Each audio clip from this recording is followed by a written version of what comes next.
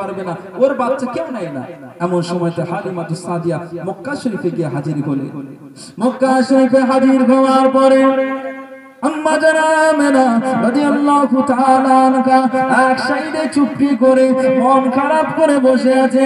এমন সময়তে হালিমাতুস সাদিয়া রাদিয়াল্লাহু তাআলা আনহা আম্মা জান আমেনার কাছে গিয়ে বলে, ও মা আমেনা, এই মক্কা শরীফে কি কোনো বাচ্চা আছে যেই বাচ্চাকে মানুষ করার জন্য, যেই বাচ্চাকে ঠিকমতো খাবার দেওয়ার জন্য আমি নিয়ে যাব, তার বিনিময়ে আমি কিছু টাকা পয়সা পাবো?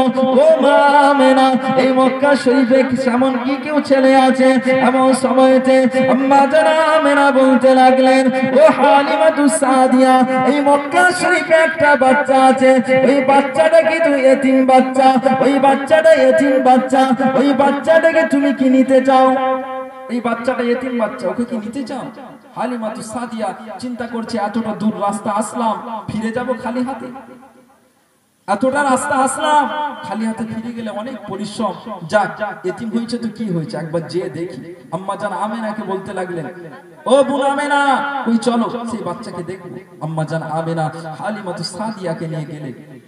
আম্মা জান আমেনা রাদিয়াল্লাহু তাআলা আনহা হালিমাতুস সাদিয়া রাদিয়াল্লাহু তাআলা আনহাকে ওই কোণে ঘরের মধ্যে নিয়ে গেলেন।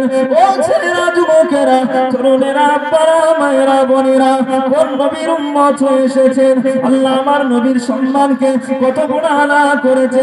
হালিমাতুস সাদিয়া আমার নবীকে যখন দেখলেন, আমার নবীকে দেখার সাথে সাথে আমার নবীর নূরানি চাঁদ মুখখানা দেখে আমার নবীর প্রেমে পড়ে গিয়েছিলেন।